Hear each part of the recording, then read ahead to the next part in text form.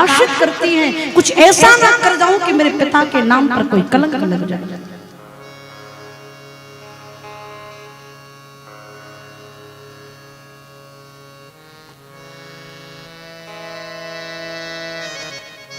और आपको कहें,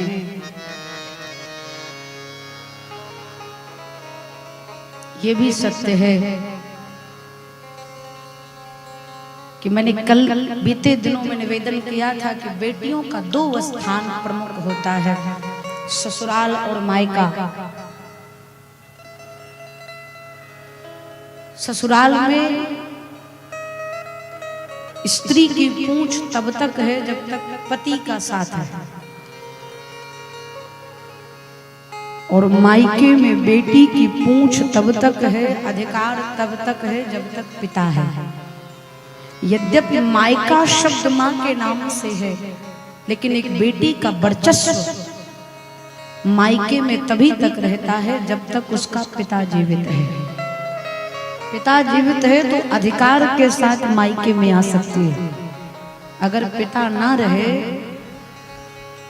तो बेटी का अधिकार भी मायके में समाप्त हो जाता है, सारे अधिकार समाप्त हो जाते हैं।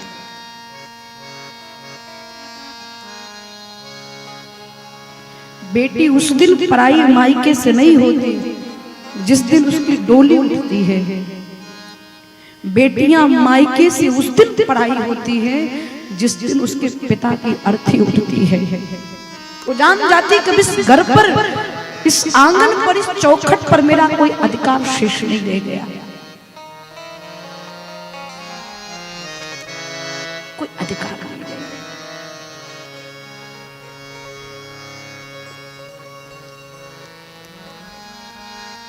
श्री दशरथ जी जनक जी के पास जाते हैं, लेकिन प्रेम और स्नेह को देखकर मौन होकर लौट आते हैं। एक दिन श्री दशरथ जी वशिष्ठ भगवान के साथ पास गए। गुरुदेव आप कुछ कहिए, हम जनक जी से विदा नहीं मांग पाएंगे। श्री वशिष्ठ जी सतानंद के पास गए। आप विदेहराज को समझाइए। सतानंद जी जनक जी के पास गए। महाराज, जिस दुख और पीड़ा से आप भाग रहे हैं, उस पीड़ा को आपको स्वीकार करना पड़ेगा। श्री जानकी जी को अब मिथिला से विदा करना पड़ेगा। जनक जी के तो नेत्र सजल हो गए। गुरुदेव, मैं अपने जीवन से अपनी भक्ति को कैसे विदा कर दूं, अपनी पुत्री को कैसे अपने आप से अलग कर दूं, क्योंकि सीता केवल मेरी पुत्री नहीं है, सीता मेरा हृदय है। सतानंद जी बहुत भांत से समझाए, राजन यही सृष्टि की परंपरा है कि बेटियां पिता के घर की तुलसी होती हैं, लेकिन वो बड़ी होकर के किसी और के आंगन में छाया प्रदान करती है। ये परंपरा है, इसको आपको स्वीकार करना पड़ेगा। श्री जनक जी बहुत धैर्य धारण करके रनिवास में सूचना भिजवाई कि महाराज दशरथ अब जाना चाहते हैं। मैया सुनैना श्री सीता जी का श्रृंगार करती हैं और श्रृंगार करके गोद में बैठाती हैं। श्री सीता जी ने हाथ जोड़ करके कहा, मां, ससुराल में सास ससुर के साथ साथ पति के हृदय पर राज करूं, इसके लिए क्या करना चाहिए? तो मैया सुनैना कहती है, पुत्री, ये बात समस्त बेटियां और बहुएं बहुत ध्यान से समझेंगी।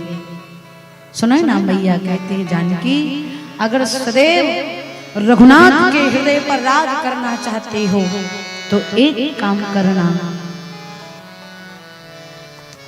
सास ससुर गुरु से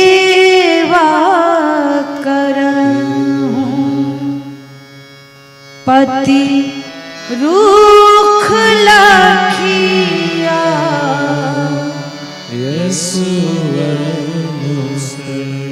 मैया सुनैना कहते हैं जानकी सास ससुर गुरु का यहाँ पर अर्थ है श्रेष्ठ।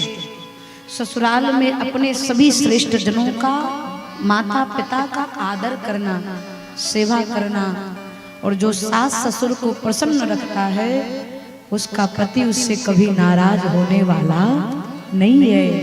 इसलिए श्रेष्ठ का आदर करना।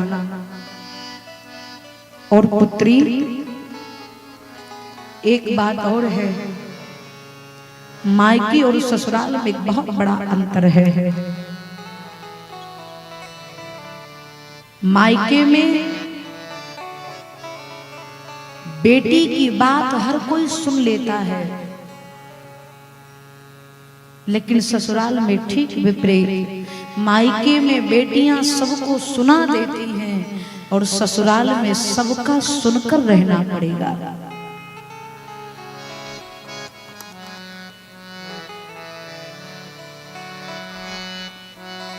इसलिए सुनने और सहने की क्षमता अगर नहीं आएगी तो ससुराल में कभी सुख पूर्वक जीवन बीतने वाला नहीं है। मायके में आप किसी को बोल दो, माता पिता को कुछ भी कह दो, बाद में रूठ जाओ तो वो आपको मनाने लगेंगे, और ससुराल में रूठ भी नहीं सकते हैं, और जो रूठ जाए उसके पीछे पीछे भागते रहो। जब तक वो मान ना जाए तब तक आप भोजन भी कर लेंगे तो कहेंगे अरे बिना खिलाए खा ली, माता पिता ने कुछ सिखाकर नहीं भेजा, आदि आदि। सुनैना जी कहती है पुत्री अब तक तुमने निमि कुल की परंपरा का निर्वाह किया है, अब आज से तुम्हारे कंधे पर रघुकुल की परंपरा का भार आ गया है। तुम रघुवंश की पुत्र वधू हो गई हो, कुल वधू हो गई हो। जानकी धैर्यता और मर्यादा के साथ उसका पालन करना। सुनैना मां शिक्षा प्रदान करती है, नारी धर्म सिखवई मृदुबानी, अति स्नेह बस सखी सयानी। श्री सीता जी ने सुनैना मैया के साथ में शिक्षा प्रदान करी। चलने का समय आया तो श्री सीता जी ने धीरे से कहा, मां जाने से पहले एक बार पिता के हृदय से लगना चाहती हूं। देखिए जब विदाई का समय आता है तो माताएं तो बेटी को बार बार गले से लगा करके सबके सामने भी रो लेती है, लेकिन पिता सबके सामने नहीं रो पाता। वो कोशिश करता है कि जब बेटी विदा हो जाए तो मैं कहीं एकांत में बैठ करके जी भर के रो लूं। प्राया विदाई के समय तो वो रहता ही नहीं है। सोचता है जिस बेटी का उंगली पकड़ करके इस आंगन में चलना सिखाया हूं, उसी का हाथ पकड़ करके घर की दहलीज को पार करके कैसे विदा कर दूं, अपने घर से कैसे दूर कर दूं। श्री जनक जी श्री सीता जी के निकट नहीं आ रहे हैं। माँ कहती है, माँ एक बार पिताजी का दर्शन करना चाहती थी। श्री जनक जी महाराज को सूचना भिजवाया गया, महाराज श्री जानकी जी आपको पुकार रहे हैं। श्री जनक जी महाराज धैर्यता को धारण करते हुए, धीरता को धारण करके रनिवास में प्रवेश किए। लेकिन यहाँ पर लिखा है जनक जी सिया बिलो की धीरता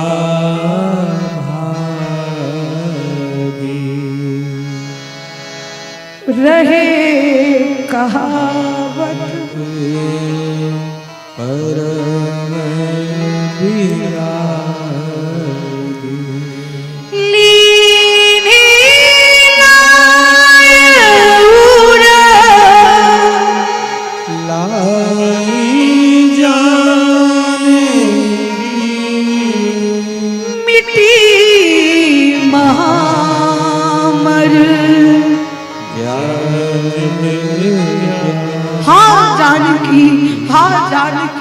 हाँ जानकी कहकर श्री जनक जी दौड़ पड़े।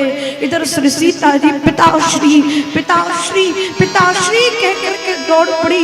श्री जनक जी ने जाकर के हृदय से श्री सीता जी को लगा लिया। बार बार हृदय से लगाते हैं और कहते हैं वैदेही आपके वियोग में मेरा हृदय उसी प्रकार से धधक रहा है जैसे किसी भट्टे में ईंट को सुलगाया जाए, उसी प्रकार से मेरा हृदय धधक रहा है। हे जानकी मुझे छोड़कर मत जाओ। बार बार श्री जानकी जी को श्री जनक जी हृदय से लगाते हैं और श्री सीता जी हाथ जोड़कर कहती हैं हो बाबुल मेरे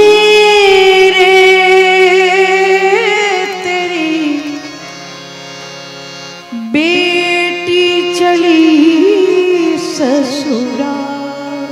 ओ बाबुल मेरे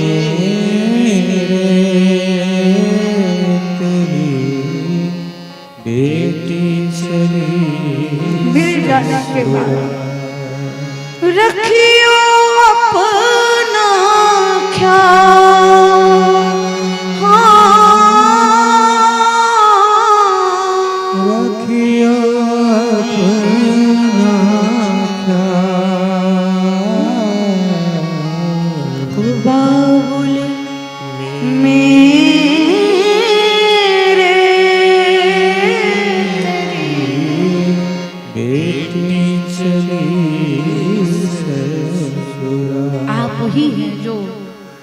उंगली पकड़ कर चलना सिखाया।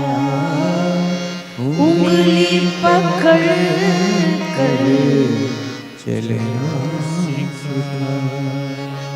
गिरने लगी तो बाबुल दौड़ के आया। जब जब लड़खड़ाई तब तक आपने संभाला। गिरने लगी तो बाबुल तूने सिखा दी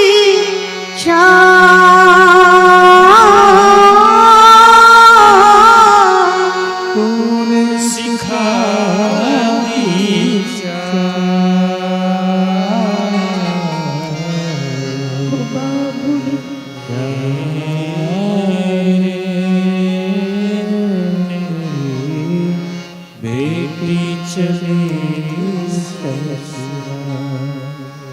एक बेटी अपने पिता के हाथ को पकड़ कर कहती है पिताजी मैंने जीवन में बहुत गलतियां की है, बहुत त्रुटियां मुझसे हुई है, लेकिन अब भूल को मेरे क्षमा कर दीजिए।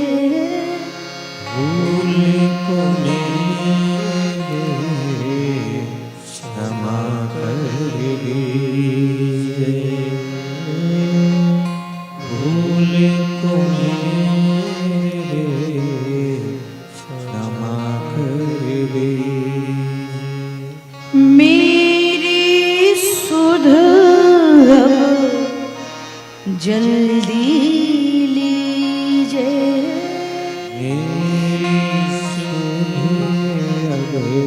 बेटी पिता से कहती पिताश्री आप मुझे भेज तो रहे हैं, ससुराल विदा तो कर रहे हैं, लेकिन मुझे भूल मत जाइएगा।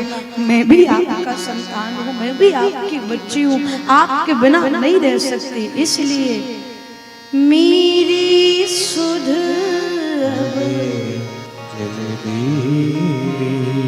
तेरे बिन